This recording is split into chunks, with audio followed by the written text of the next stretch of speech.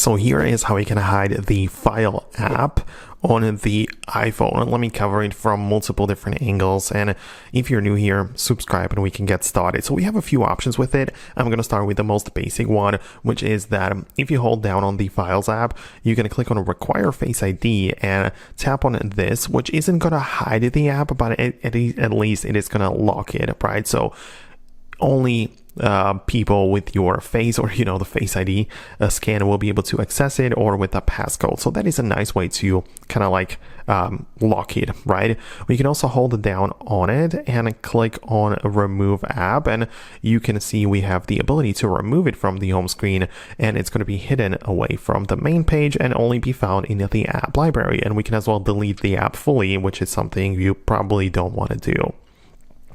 However, if you find it that you cannot really hide the app like this, what you could do is to get an alternative documents browser, right? So you can see I have the Documents app, which you can look up when you go to the App Store and download it for free.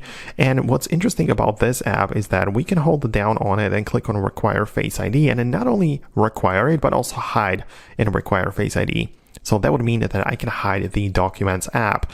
And if you have some files stored in the Apple files, you can move them into the other app and hide it in there, right? So let's say I'm going to choose this file sample. You can see I can tap on Share and choose the app, which is the Documents one, and essentially move it right there. So I'll be able to go in there, or just basically move it into some other app like this.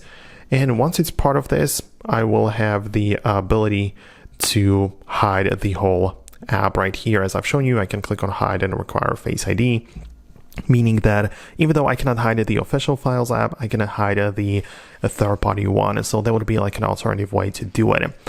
So yeah, that is one way. But outside of that, in the past videos, I have shown you how you can literally hide any folder or any file within the built-in Files app, which I'm going to link to that video below in the comments. It's basically just compressing the thing and changing the extension. So if you are interested in that, definitely check out the other video. But for now, I'm going to wrap it up, and I will hopefully see you later in the future upload. So thanks a lot, and I'll talk to you then.